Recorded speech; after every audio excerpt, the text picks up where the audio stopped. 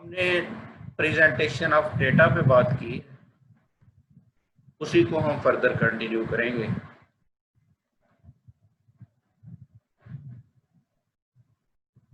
Tabulation भी presentation की एक शेप है जिसमें हम फ्रीक्वेंसीज को डाटा नहीं शो करते बल्कि टेबल की एक अरेंजमेंट होती है। इसको सिर्फ हम डेफिनेशंस की हद तक करेंगे कि टैबुलेशन हम बनाते किस तरह से हैं और उनके किस किस पार्ट को हम क्या क्या नाम देते हैं। तो टैबुलेशन मैंने लिखा है statistical arrangement of data into columns and rows is called the tabulation. There may be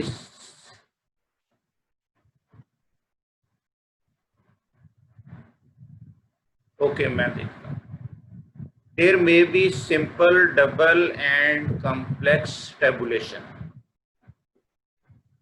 tabulation तीन तरह की होगी, हमने उसको नाम दिया सिंपल टेबुलेशन, डबल टेबुलेशन और कॉम्प्लेक्स टेबुलेशन। अगर हम सिंपली दो जगह पे उसके हिस्से करते हैं तो हम उसको सिंपल टेबुलेशन कह देते हैं। जैसे जेंडर वाइज हम टोटल पॉपुलेशन के दो हिस्से करते हैं, हम ऊपर लिखें कि टोटल पॉपुलेशन है हमारी इतने मिलियन, उसके नीचे दो जगह पे उसको सब डिवाइड करके एक तरफ हम लिखते हैं मेल और दूसरी तरफ हम लिखते हैं फीमेल। तो सिर्फ एक क्राइटेरियन को मद्देनजर रखते हुए हमने उसकी टैबुलेशन की है, हम इसको सिंपल टैबुलेशन का नाम देंगे। उसी में अगर मैं फर्दर उसके दो दो हिस्से मजीद कर दूं, जैसे जेंडर में हमने सब डिवाइड कर दिया तो जेंडर को फिर मजीद मैं सब डिवाइड कर दूं, मेल को सब डिवाइड कर दूं एम्प्लॉयड और अनएम्प्लॉयड में, इसी तरह फीमेल को सब डिवाइड कर दूं एम्प्लॉयड और अनएम्प्लॉयड में। यानी मेल टोटल आबादी में से इतने हैं तो उनमें से जॉब्स किनके पास है, कितनों के पास है और कितनों के पास नहीं है। इसी तरह से फीमेल टोटल आबादी में से कितनी है और उनमें से जॉब्स कितनियों के पास है और कितने लोग ऐसे हैं जिनके पास नहीं है। तो यहाँ पे क्राइटेरियन दो हो गए, हम इसको कहेंगे डबल टैबुलेशन। इसी तरह से ये मोर देन 2 स्टेजेस पे अगर हो जाएगी तो हम उसे कॉम्प्लेक्स टैबुलेशन का नाम देंगे। टैबुलर शेप में सबसे ऊपर जो लिखा जाएगा हेडिंग उसको हम टाइटल का नाम देते हैं। यानी जिस वक्त हम टैबुलेशन कर रहे हैं हम ऊपर लिखेंगे कि this is tabulation for data of Pakistan. उसके बाद है हमारे पास हेड नोट। हेड नोट में मैंने लिखा है title describe some further description.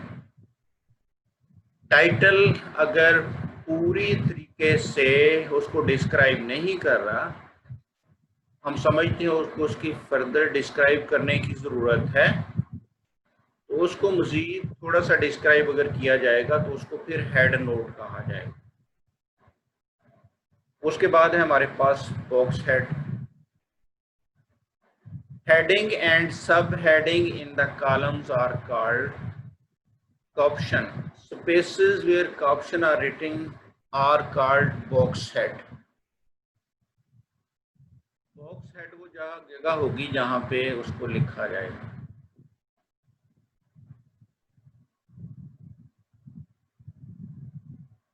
इसके बाद है जी स्टफ।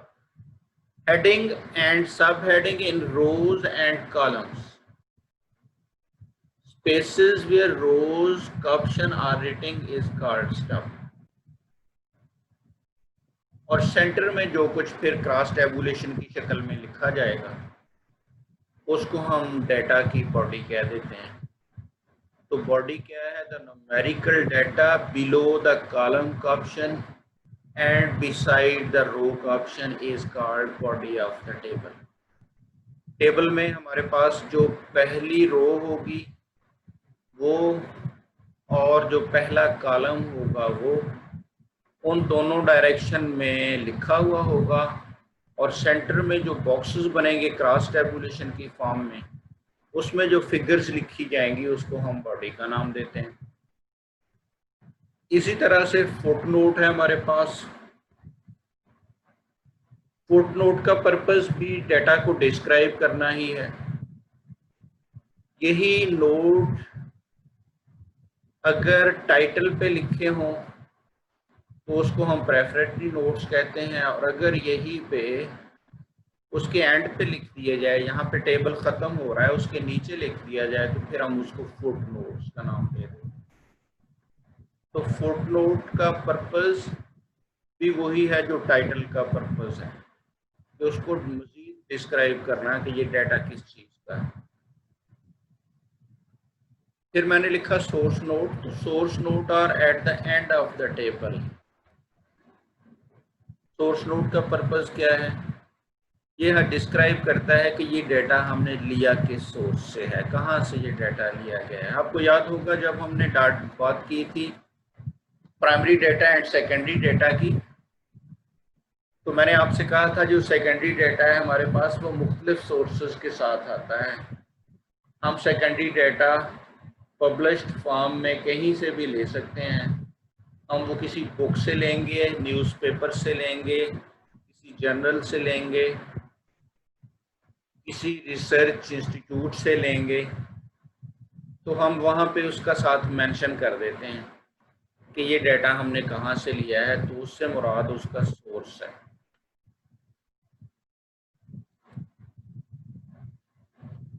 ये उसकी शेप होगी जब हम उसको बना लेंगे। इसको न्यूमेरिकली हम करेंगे तो नहीं, लेकिन जस्ट आपको उसकी एक पिक्चर देने के लिए, ये ऊपर हमारे पास टाइटल है, यहाँ पे प्रेफरेटरी नोट होगा।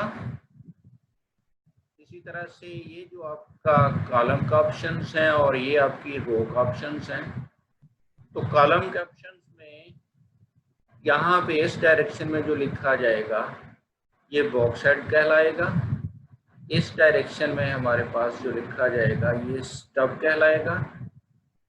और ये हमारे पास टेबल है 5 कॉलम्स का और 4 रोज का।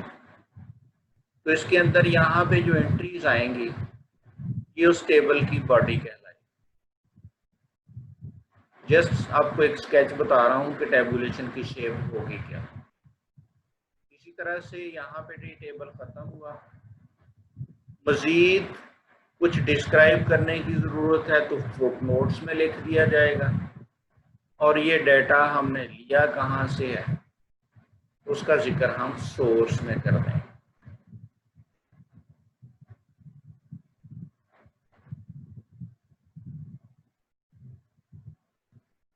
स्टूडेंट्स, हमने जो फ्रीक्वेंसी डिस्ट्रीब्यूशन लास्ट टाइम बनाई थी आपको याद होगा, उसमें सिर्फ होल नंबर्स थे, कोई हमारे पास उसमें डेसिमल वैल्यू नहीं थी। तो आज हम एक ऐसा डाटा ले रहे हैं जिसमें हमारे पास डेसिमल वैल्यूज हैं। इसकी ग्रुपिंग हमने किस अंदाज से बनानी है? सिर्फ ग्रुपिंग बनाने वाला जो स्टाइल है वो डिफरेंट है, उसमें थोड़ा सा फर्क है, बाकी सारी लॉजिक हुई है। तो हम एक क्वेश्चन इसका ले रहे हैं जी। आपसे कहा गया कि ये 88 ऑब्जर्वेशंस का हमारे पास एक डेटा है।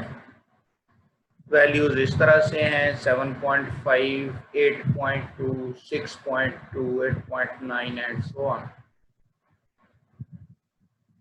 तो construct the group frequency distribution.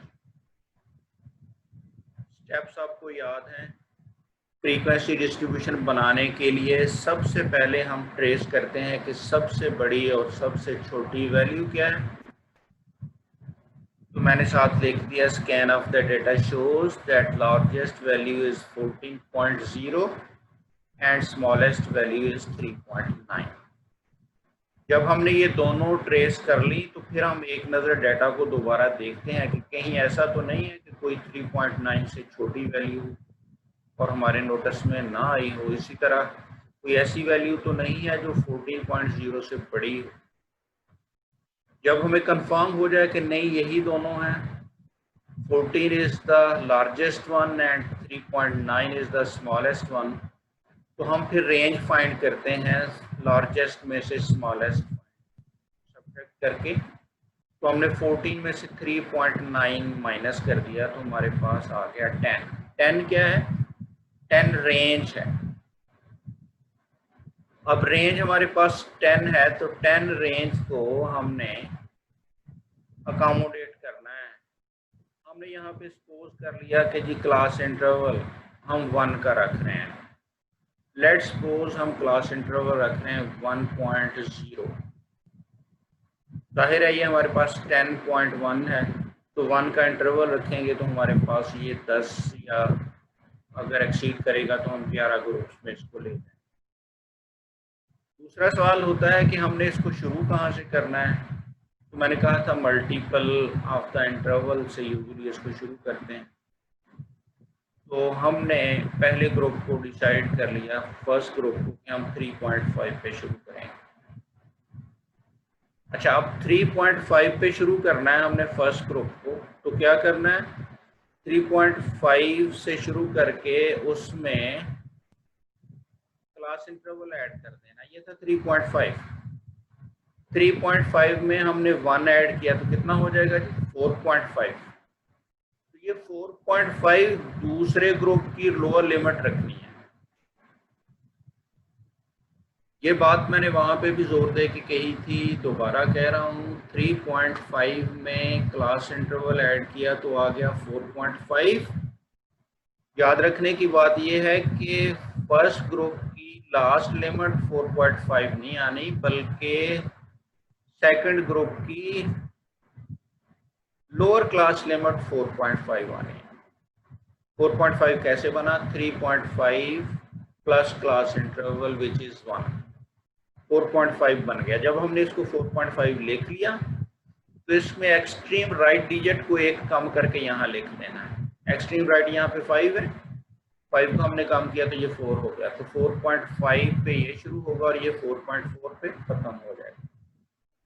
बस एक ग्रुप आप इस तरह से बना लें, फिर 1 का इंटरवल उसमें ऐड करते जाएं। मसलन 4.4 में आपने 1 ऐड किया तो 5.4 आ गया, 5.4 में 1 ऐड किया तो 6.4 आ गया, 6.4 में 1 ऐड किया तो 7.4 आ गया। तो ये क्या है? ये अपर क्लास लिमिट्स बनती जा रही है। इसी तरह से हमने 3.5 में 1 ऐड किया था तो 4.5 आया था, 4.5 में फिर 1 ऐड कर दिया तो 5.5 आया, 5.5 में हमने 1 ऐड किया तो 6.5 आ गया, एंड सो ऑन। मैं इसको रिपीट कर रहा हूं। हमने शुरू किया 3.5 से, उसमें क्लास इंटरवल ऐड किया जो कि 1 था, तो ये बन गई सेकंड ग्रुप की लोअर क्लास लिमिट। अब हमने बनानी है फर्स्ट ग्रुप की अपर क्लास लिमिट। वो कैसे बनानी है? सेकंड ग्रुप की लोअर क्लास लिमिट जो कि 4.5 है, उसमें एक्सट्रीम राइट डिजिट जो है वो है 5, उसको एक कम कर देना है। एक कम कर दिया तो ये 4.4 हो गया। जब हमारे पास पहले ग्रुप की दोनों लिमिट्स कंप्लीट हो गई हैं तो फिर बहुत आसान है कि राइट साइड पे 1 ऐड करते जाएं, वो अपर क्लास लिमिट्स बनती जाएंगी, लेफ्ट साइड पे 1 ऐड करते जाएं, वो लोअर क्लास लिमिट बनती जाएंगी। और इसको रोकेंगे जाके कहाँ पे? जाहिर है डेटा में सबसे बड़ी हमारे पास वैल्यू है 14.0, तो लास्ट ग्रुप हमारा बन रहा है 13.5 से 14.4। इसमें 14.0 अकोमोडेट हो जाएगी तो हम इसको यहाँ पे रोक देंगे। उसके बाद हम क्या करेंगे? उसके बाद हम टैली वाला कॉलम बनाएंगे। फ्रीक्वेंसी डिस्ट्रीब्यूशन में क्लास बाउंड्रीज तब बनानी है अगर पूछी गई हो, या हमने फर्दर सवाल को हल करना हो और उसमें हमें क्लास बाउंड्रीज की ज़रूरत हो तो बनानी है, अदरवाइज क्लास बाउंड्रीज बनाने की ज़रूरत नहीं है। फ्रीक्वेंसी डिस्ट्रीब्यूशन क्या है? क्लास लिमिट्स वाला कॉलम, टैली वाला कॉलम, और फिर उसको कन्वर्ट करके फ्रीक्वेंसी की शक्ल में लिखना। मैंने ये कॉलम इसलिए बनाया है ताकि आपको आइडिया हो कि इस केस में हम क्लास बाउंड्री बनाएंगे कैसे। अब हम क्या करेंगे, एक एक वैल्यू को चेक करते जाएंगे और उसको प्लेस करते जाएंगे। हम डेटा पे चले गए, सबसे पहली वैल्यू है हमारे पास 7.5। तरीका मैंने आपको बताया था कि इसको पहली वैल्यू को आपने क्रॉस कर देना है, यहाँ पे 7.5 को क्रॉस कर देना। 7.5 को क्रॉस करने के बाद आप जब डेटा पे आए तो आपने नोट किया कि इसमें आएगी 7.5। तो इस ग्रुप के सामने आपने यहाँ पे एक टैली लगा दी। एक टैली लगाने के बाद आप दोबारा से डेटा पे गए, आपको पता चल गया कि 7.5 क्रॉस हो चुका है। आप 8.2 पे चले गए, आपने 8.2 को क्रॉस किया। 8.2 को क्रॉस करने के बाद जब आप दोबारा डेटा पे आए, आपने नोट किया 8.2 किस ग्रुप में आएगा, इस ग्रुप में आएगा जी, 7.5 से 8.4। आपने इसके सामने एक टैली लगा दी। दो वैल्यूज हमने अकोमोडेट कर ली। आप तीसरी वैल्यू पे चले गए, वो थी 6.2। हमने यहाँ 6.2 को क्रॉस करना है। 6.2 को क्रॉस करने के बाद हम जब डेटा पे आए तो आपने नोट किया कि 6.2 कहाँ फॉल करेगा, तो आपको पता चला ये तीसरे ग्रुप में आएगा। तो आपने तीसरे ग्रुप के सामने एक टैली लगा दी। चौथी वैल्यू है 8.9। हमने उसको क्रॉस किया और नोट किया कि 8.9 इस ग्रुप में आ रहा है, 8.5 से 9.4 वाले में, तो हमने इसके सामने एक टैली लगा दी एंड सो ऑन। ये प्रोसेस हमने कंटिन्यू रखा और उस वक्त तक कंटिन्यू रखा जब तक हमने आखिरी वैल्यू के सामने टैली नहीं लगा दी। पहली बात। दूसरी बात कि किसी एक ग्रुप के सामने या किसी एक क्लास के सामने जिस वक्त टैलीज 4 हो गई, हमने 5वीं टैली लगानी है, तो 5वीं टैली की शेप फिर ये हो। सिर्फ इसका मकसद ये है कि काउंटिंग आसान हो जाए। जब हमने इस तरह से सारी टैलीज लगा ली, छठी टैली फिर थोड़ी सी स्पेस दे के हम लगा देते हैं ताकि काउंट करना इजी रहे। सारी टैलीज लगाने के बाद जब हमने उसको कन्वर्ट करना है फ्रीक्वेंसी में, तो सिंपली टैली को काउंट करना है। 1 है, फ्रीक्वेंसी 1 हो गई। 4 टैलीज हैं, फ्रीक्वेंसी 4 हो गई। ये 5 टैलीज हैं तो ये फ्रीक्वेंसी 5 हुई। ये 5, 5, 10 और 3, 13 है तो फ्रीक्वेंसी 13 हो गई एंड सो ऑन। हमने डेटा में कहा था कि हमारे पास 88 ऑब्जर्वेशंस, ये लिखा हुआ है 88। तो जिस वक्त हम फ्रीक्वेंसी वाले कॉलम का टोटल करेंगे ये 88 आना चाहिए। अगर ये 88 से ज़्यादा या कम आए तो इसका मतलब है कि कहीं पे कोई गड़बड़ हो गई है, हमने उसको सही अंदाज से अकोमोडेट नहीं। अगर तो फ्रीक्वेंसी डिस्ट्रीब्यूशन पूछी जाए तो यहाँ पे बात खत्म हो गई। आपसे पूछा जाए कि पहले ग्रुप की लोअर क्लास बाउंड्री क्या है तो आप कहेंगे 3.5। आपसे कहा जाए तीसरे ग्रुप की अपर क्लास बाउंड्री क्या, तो आप कहेंगे 6 अपर क्लास लिमिट, तो आप कहेंगे 6.4। दूसरे ग्रुप की क्लास लिमिट्स क्या हैं तो आप कहेंगे 4.5 to 5.4। सेकंड लास्ट ग्रुप की क्लास लिमिट्स क्या हैं तो आप कहेंगे 12.5 to 13.4। और सेकंड लास्ट ग्रुप की फ्रीक्वेंसी क्या है तो आप कहेंगे 4। दूसरी क्लास की फ्रीक्वेंसी क्या है तो आप कहेंगे 4 एंड सो ऑन। अगर आपसे कहा जाए कि इसकी क्लास बाउंड्रीज बनाएं, क्लास बाउंड्रीज बनाने का तरीका मैंने आपको बताया था, अडॉप्ट वही करेंगे। ये पहला ग्रुप खत्म हुआ है 4.4 पे, जबकि दूसरा शुरू हुआ है 4.5 पे। ये दोनों वैल्यूज सेम नहीं है, और अगर ये दोनों वैल्यूज सेम नहीं है तो ये फिर क्लास लिमिट्स हैं, क्लास बाउंड्रीज नहीं। फिर दोबारा देखिए, पहला ग्रुप कहाँ पे खत्म हुआ, 4.4 पे, और दूसरा शुरू हो गया 4.5 पे। ये सेम नहीं है, इनके दरमियान गैप है। फर्क सिर्फ ये है कि जो हमने लास्ट फ्रीक्वेंसी डिस्ट्रीब्यूशन बनाई थी उसमें 1 यूनिट का गैप था, तो यहाँ पे 0.1 का गैप है। इस 0.1 के गैप को ब्रिज करना है। अब 0.1 का गैप मिला कैसे, 4.5 में से 4.4 माइनस करके। मैं कैलकुलेटर से कर रहा हूँ जी। 4.5 माइनस 4.4, ये वैल्यू मुझे मिल रही है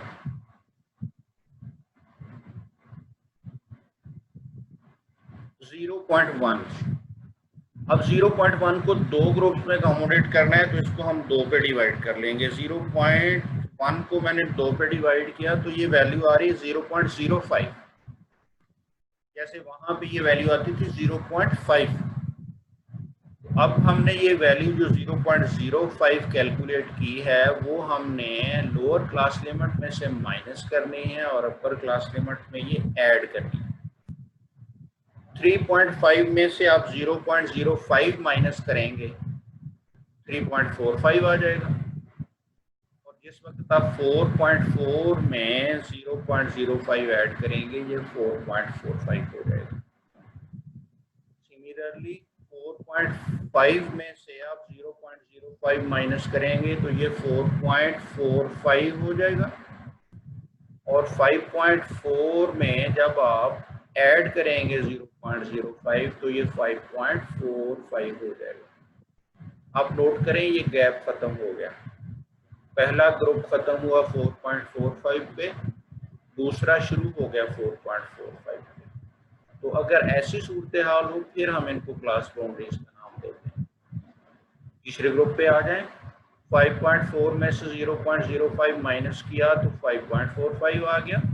6.4 में 0.05 ऐड किया तो 6.45 हो गया, एंड सो ऑन। ये सारी की सारी क्लास बाउंड्रीज। मैं आपसे पूछूं कि पहली क्लास की क्लास बाउंड्रीज क्या है तो आप कहेंगे 3.45 से 4.45। पहली क्लास की क्लास लिमिट्स क्या है तो आप कहेंगे 3.5 से 4.4। आपसे पूछा जाए लास्ट क्लास की लोअर क्लास बाउंड्री क्या है तो आप कहेंगे 13.45। आपसे पूछा जाए सेकंड लास्ट ग्रुप की अपर क्लास बाउंड्री क्या है तो आप कहेंगे 13.5। जिस तरह से हर क्लास की दो लिमिट्स हैं, छोटी को हम लोअर क्लास लिमिट और बड़ी को अपर क्लास लिमिट कहते हैं, इसी तरह से हर क्लास की दो बाउंड्रीज हैं।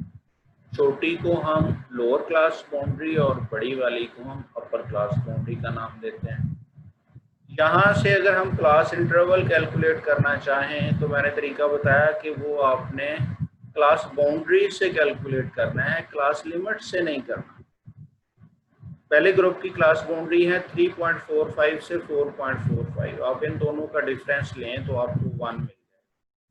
4.45 माइनस 3.45 इज 1। लेकिन अगर यही चीज़ हम क्लास लिमिट से लेते हैं यानी 4.4 माइनस 3.5 तो ये 1 नहीं है। लिहाजा क्लास इंटरवल की चूँकि डेफिनेशन ये है कि ये डिफरेंस है किसी पर्टिकुलर ग्रुप की अपर क्लास बाउंड्री और लोअर क्लास बाउंड्री का, तो यहाँ से क्लास इंटरवल फाइंड करने का, क्लास लिमिट से क्लास इंटरवल फाइंड करने का कोई जवाब नहीं।